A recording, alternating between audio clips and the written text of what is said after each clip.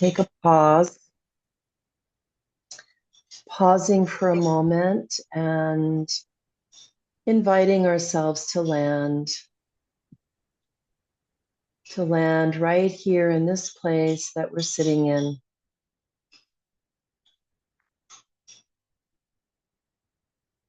Perhaps shutting down the eyelids or turning the gaze downward.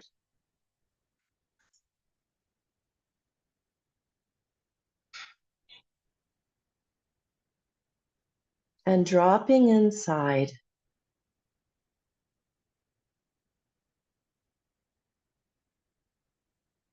Dropping in and coming home.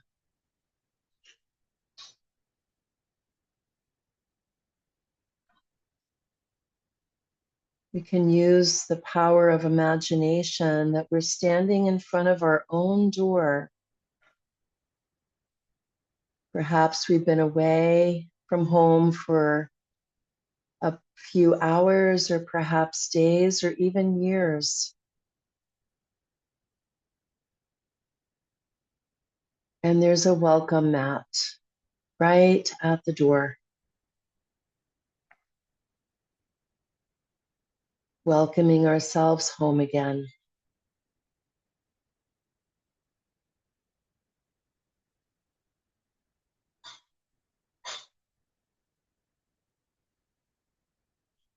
And stepping through the threshold into this place that is safe. It's the home that you have created.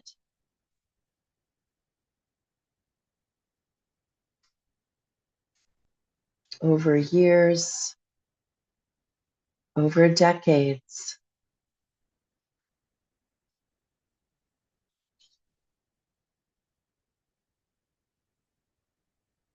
And with the wisdom of life experiences and the learnings that come from all the ups and downs on this journey of life,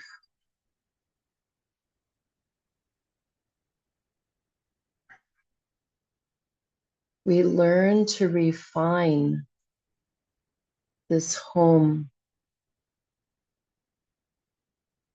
so that it supports us and our changing needs.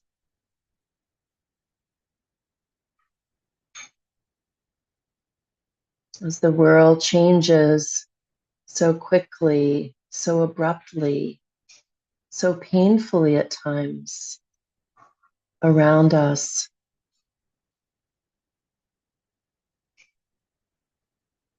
that we always have this practice of coming back home to ourselves.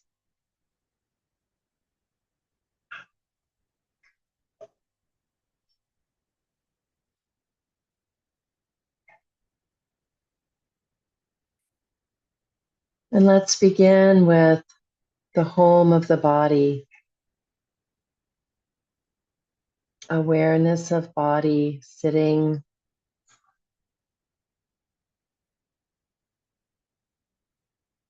We can sense the feet.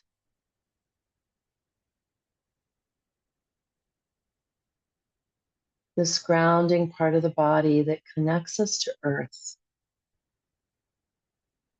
When we go soaring high, scattered about, these feet land again.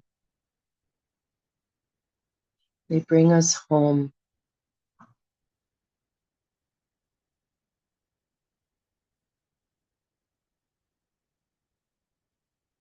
Sensing the feet and the legs, the volume, the weight, pressure of sitting.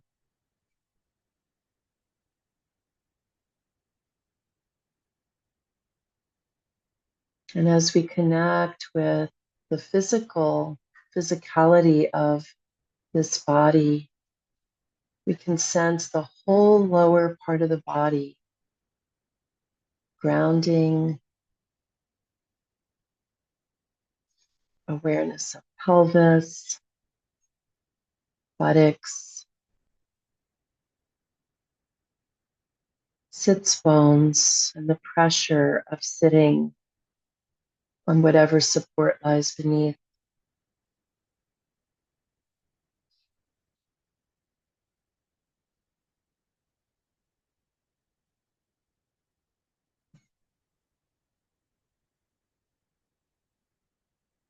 This whole lower part of the body giving way, yielding to the gravitational pull that brings us, the physical body, the mind into the physical body again. This is what we call grounding, bringing the mind into the body.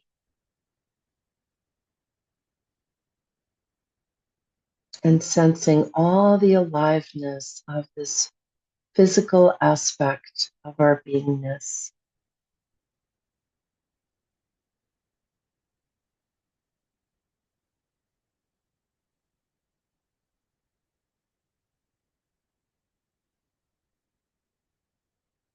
Feeling the breath,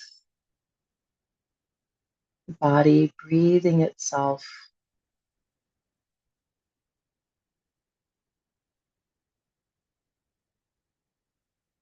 Awareness of torso,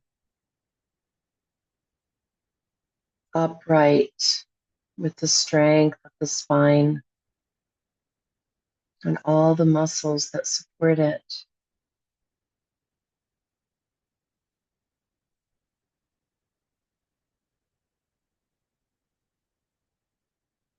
And these shoulders that bear weight, the weight of responsibility. Sometimes we carry others' responsibilities on our own shoulders.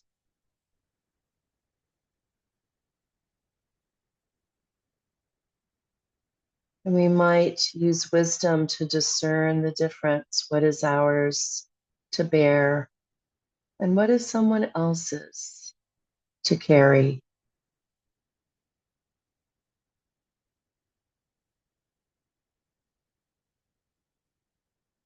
And out of love and out of generosity and compassion, we can carry the burdens of others for a time until they're strong enough to carry their own, or until we recognize that the burden on ourselves is too much.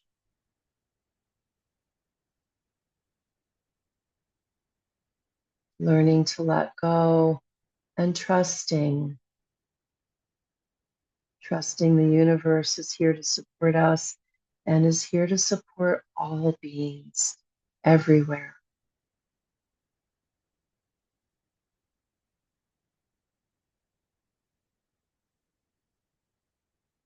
Shoulders, arms, and hands and fingers.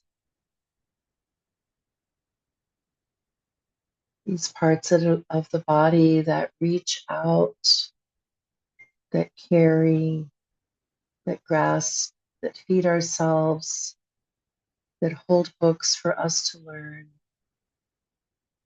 that play instruments to play music,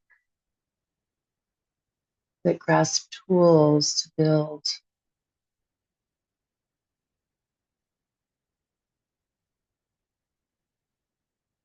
Arms and hands and fingers that connect us to the outer world and bring the outer world closer to us.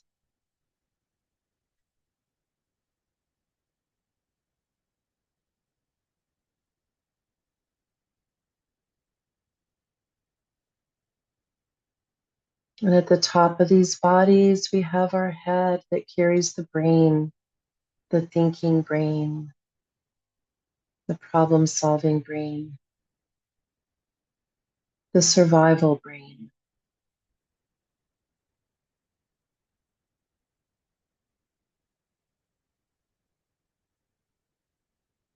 We can do one more sweep through this body, inviting ease and softness.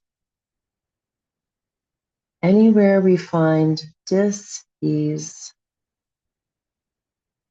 or muscular contraction that doesn't serve.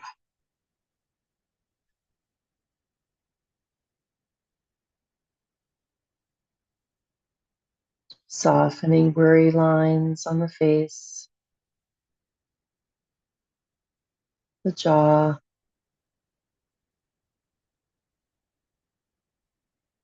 softening hands and fingers,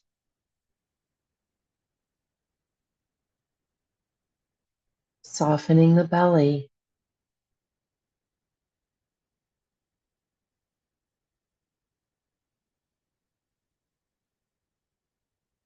bringing ease to legs all the way down to the feet.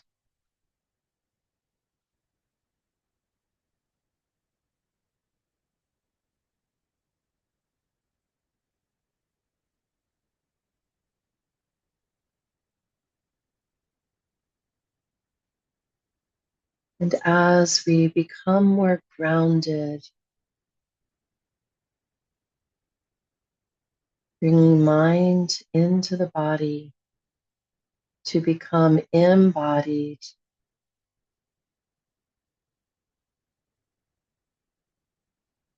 we have all the wisdom of the body at our as a resource.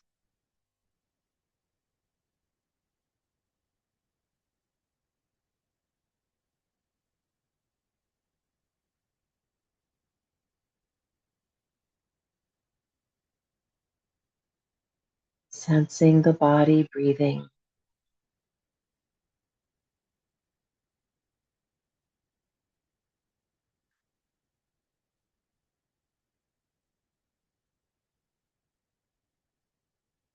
And each and every exhalation of the breath cycle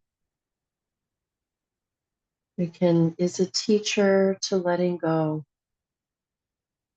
to let go and know that that breath we let go of will never return again. And it makes space for something new, a brand new breath.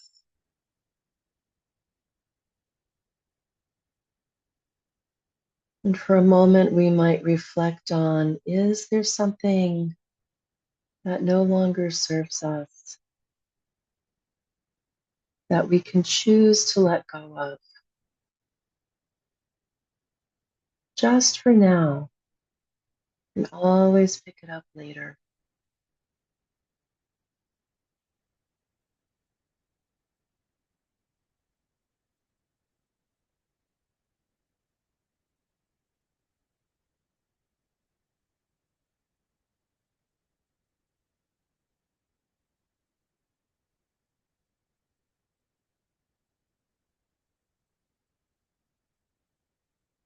Each exhalation, a reminder that it's okay to let go,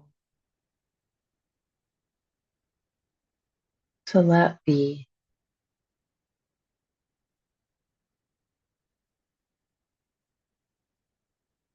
trusting the universe here to support us.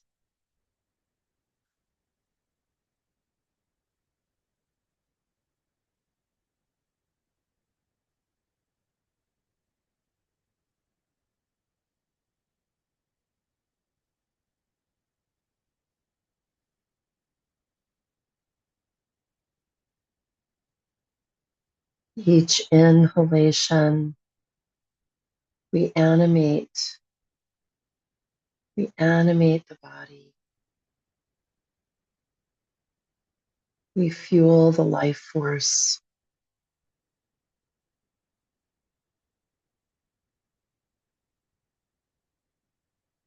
And we might bring a sense of gratitude to each and every inhalation with a prayer of thank you. Thank you for this breath. Thank you for this life.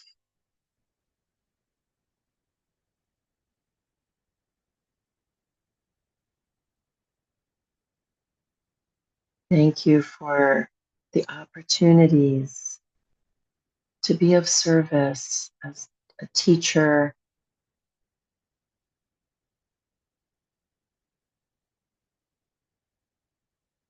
teaching ourselves first and others as a natural outflowing.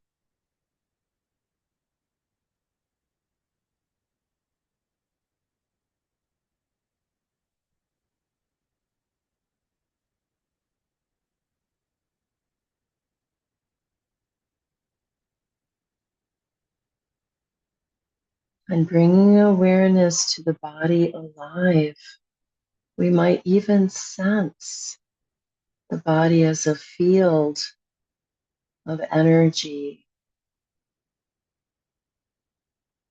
a radiating being that connects with all that surrounds.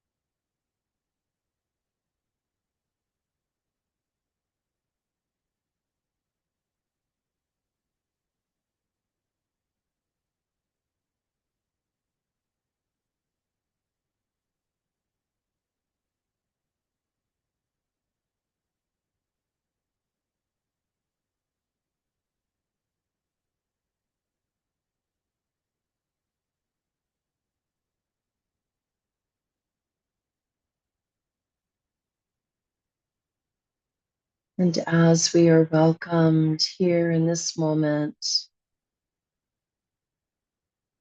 welcomed into the body, connecting mind and body, we can also connect with the heart center.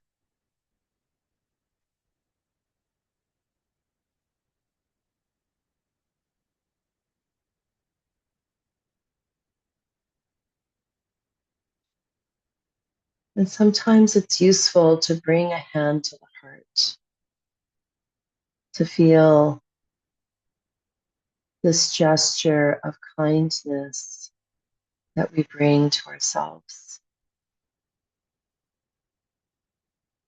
to feel the weight and the pressure, the warmth or coolness of the hand over this part of the body that takes care of, that envelops the emotional experiences that arise from the thoughts that we carry in our minds.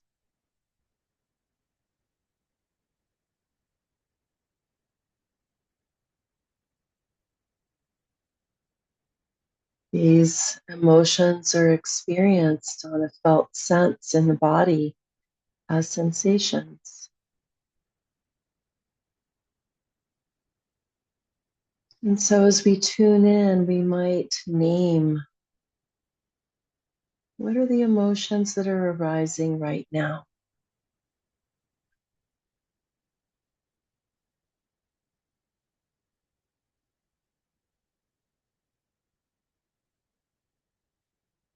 And then we can feel perhaps in the body, how do these emotions express themselves in the body?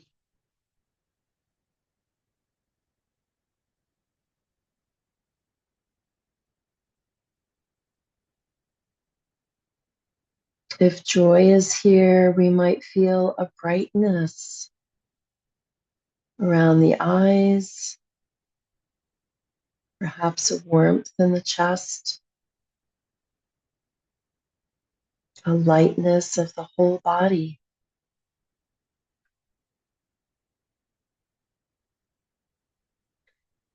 And if we find that what's here is sadness, we might feel more weighted, a heaviness in the body, a welling up of moisture around the eyes.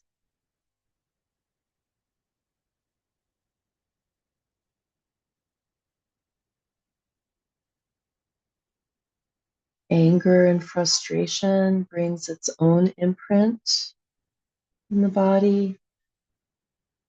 Sometimes a lot of heat, muscle contraction in hands or face or back.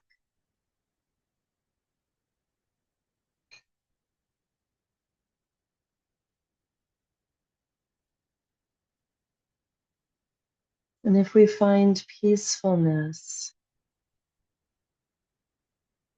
we might feel like a cool pond with relative stillness, noticing the momentary pebble that drops and creates ripples.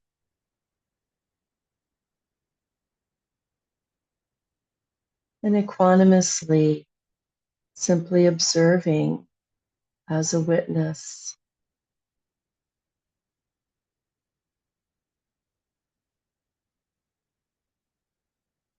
Observing the rising and the falling of emotions, coming and going, of thoughts, of life that surrounds.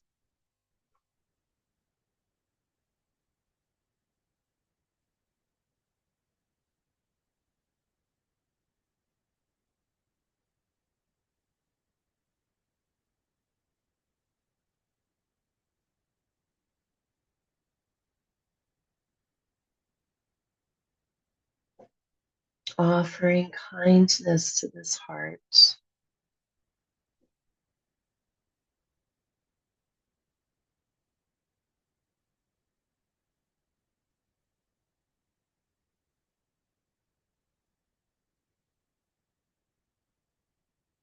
The Buddha has taught us that life is suffering. Life has much suffering. And we certainly don't need anyone, not even the Buddha, to teach us that.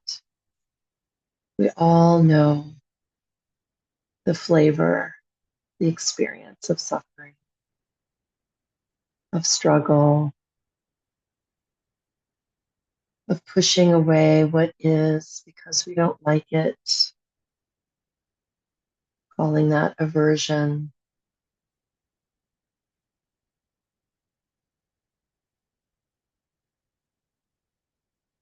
We all know the suffering of clinging, of holding on to something that is no longer here, or perhaps has never been here.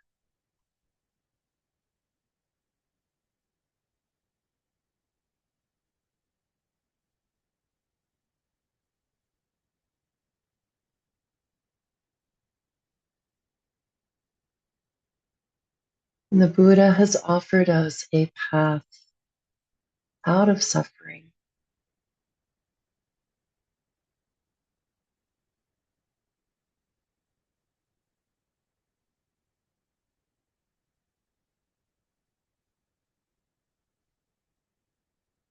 Grounding in the body and centering in the heart are part of this path beyond suffering.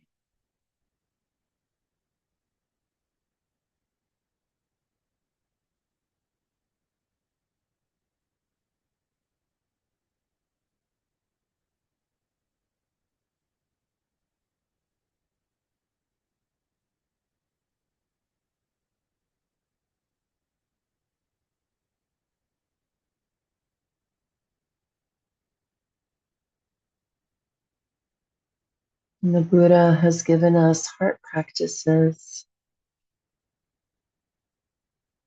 as a way to interrupt the suffering that may be present. The heart practices of loving kindness, of compassion,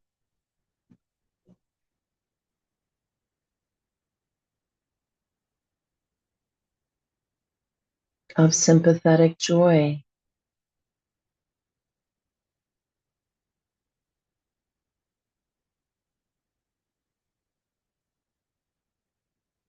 And the practice of equanimity.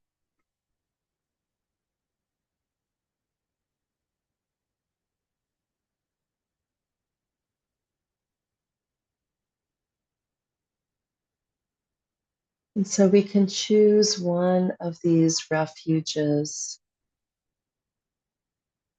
to tend to the heart,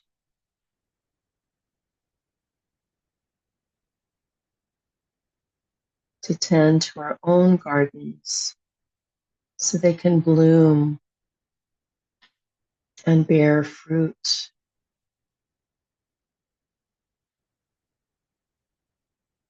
So much abundance that after we feed ourselves, we also have more to share with others.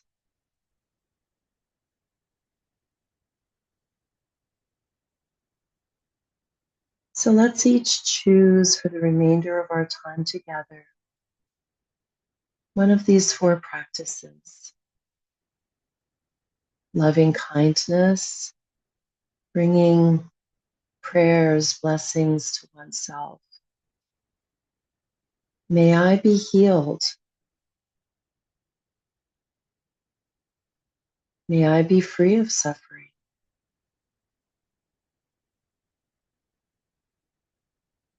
May wisdom teach me the direction of my path.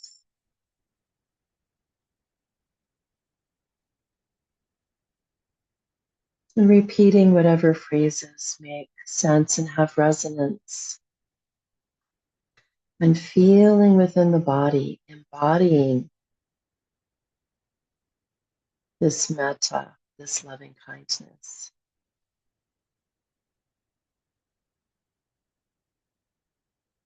Or perhaps we bring compassion to ourselves. The way that a nurturing individual, whether it be human or animal, envelops their young, offering care, protection,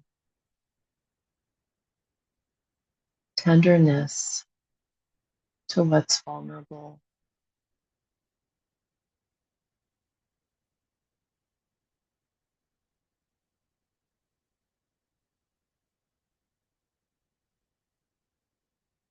Or perhaps we practice sympathetic joy.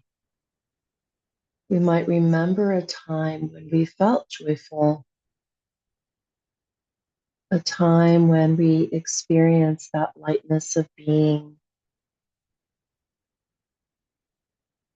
that brightness,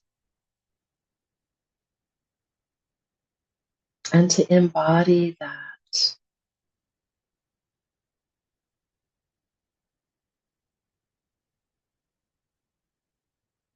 Or to recall the joy of another and to share in that joy of someone else.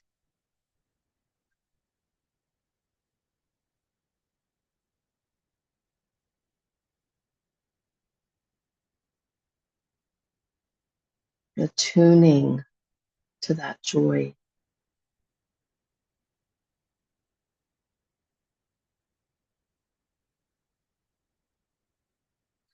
It's kind of like when a musical instrument is out of tune and another instrument that is in tune is played. that the out of tune instrument finds the resonance with the one that's tuned.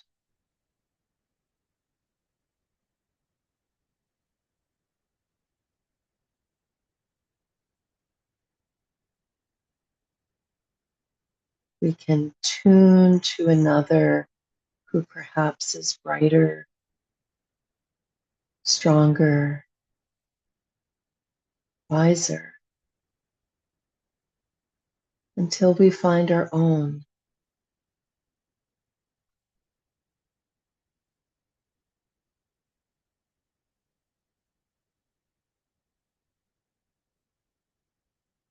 And lastly, equanimity,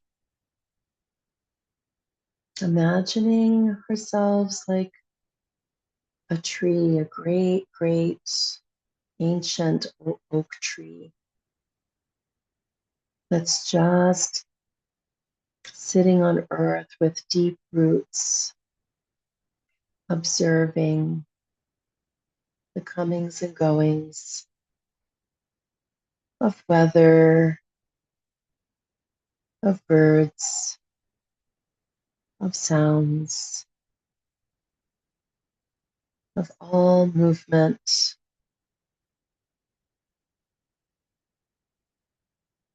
while observing one's own groundedness, deep, deep, deep roots.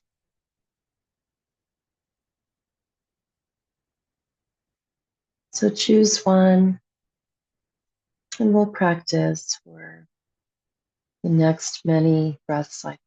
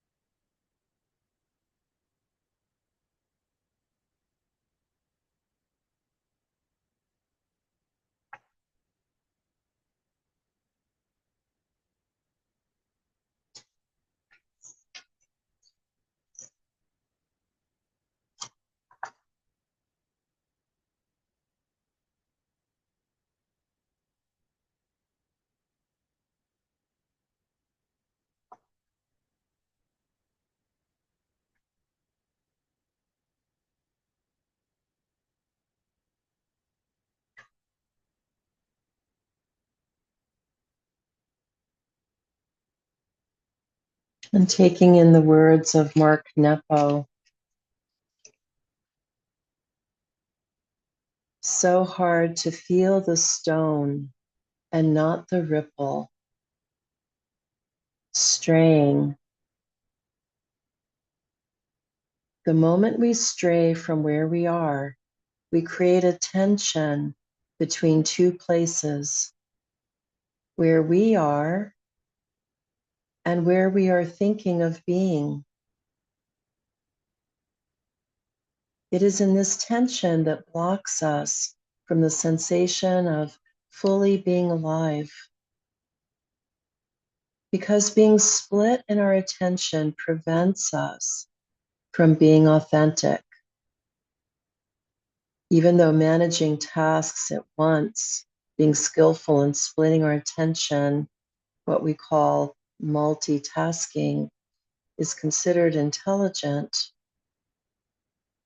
for each of us straying from where we are and coming back is a never-ending task, very much like blinking or breathing.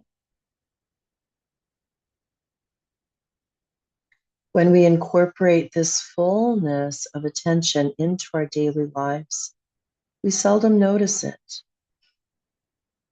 But if we should interrupt our flow of being, we will stumble just as surely as if we were to stop seeing and breathing.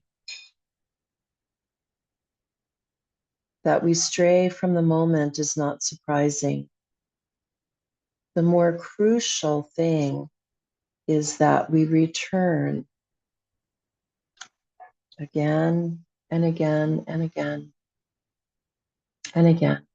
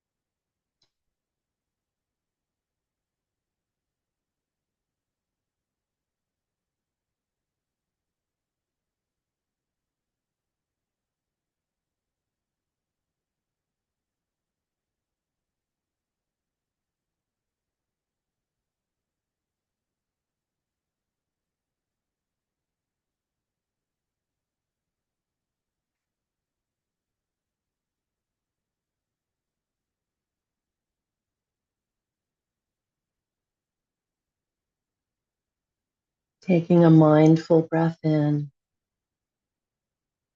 and perhaps inviting the hand to the heart as we end our time together with loving kindness. Taking in these meta phrases and let them resonate within. May we all be protected always by wisdom and love. May we all be protected always by wisdom and love.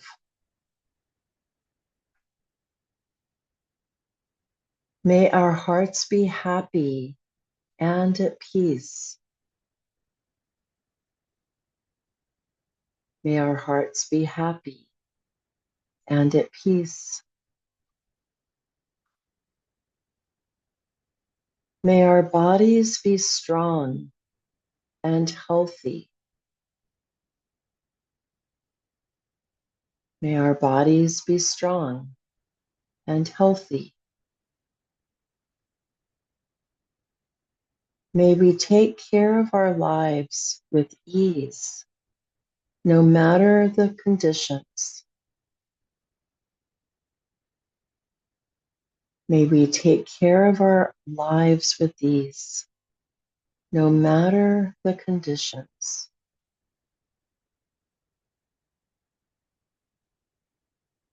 May we abide in the goodness and generosity of our hearts. May we abide in the goodness and the generosity of our hearts.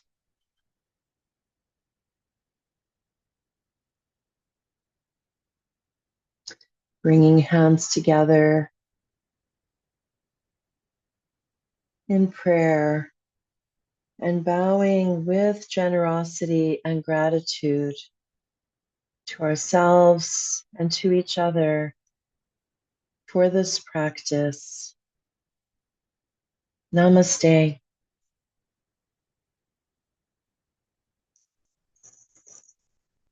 Namaste. Thank you for joining me